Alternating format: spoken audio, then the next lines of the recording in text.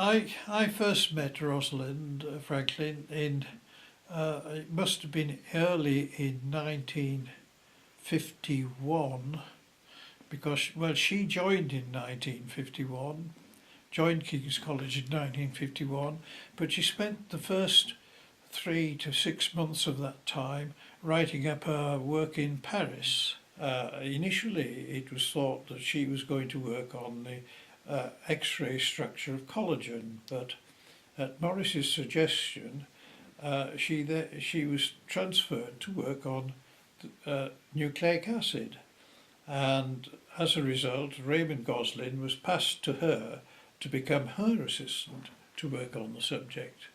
So when she came to King's in 1951, the pictures they'd got were such that Alexander Stokes had decided that the X-ray diffraction pictures were those of a helical structure, and so the dice was set, and they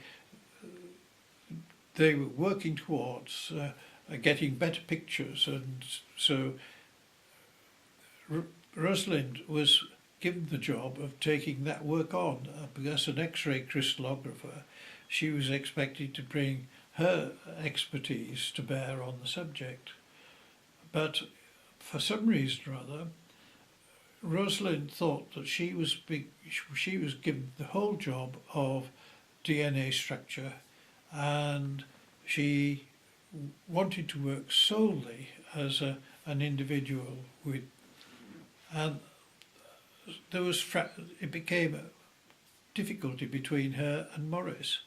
And Morris was fobbed off with some DNA, which she was left with the best specimen of DNA that was available at that time.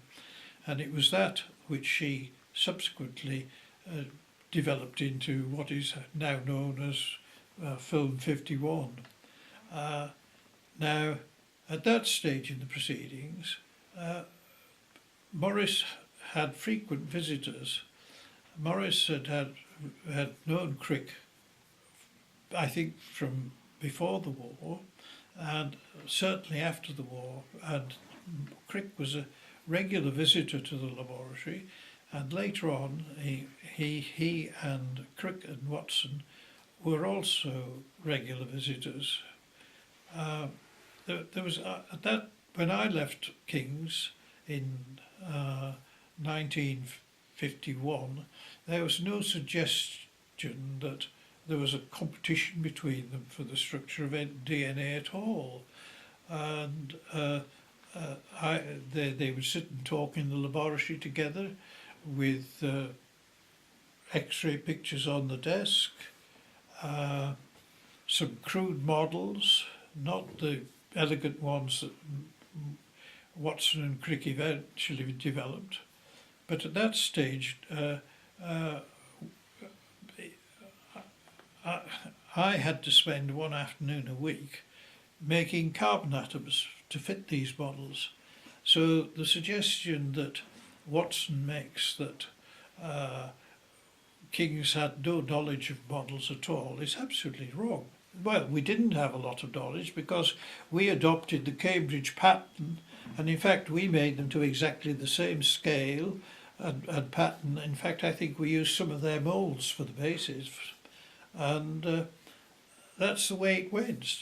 And in fact, I know that on several occasions Watson left King's with quite a large number of carbon atoms or model bases in his suitcases that had been made in the King's workshops. So competition, there was no thought of it at all. And so I think Watson had one meeting with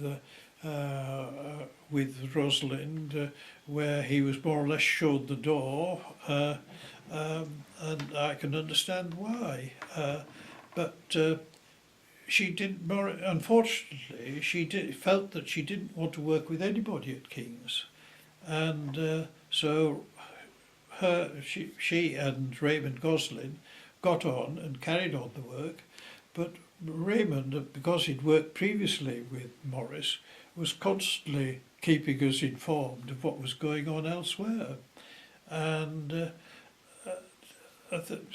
it was an open laboratory. It was a team effort as well. As far as I was concerned when I left King's, it was a team effort. Everybody was putting their bit in towards the ultimate goal.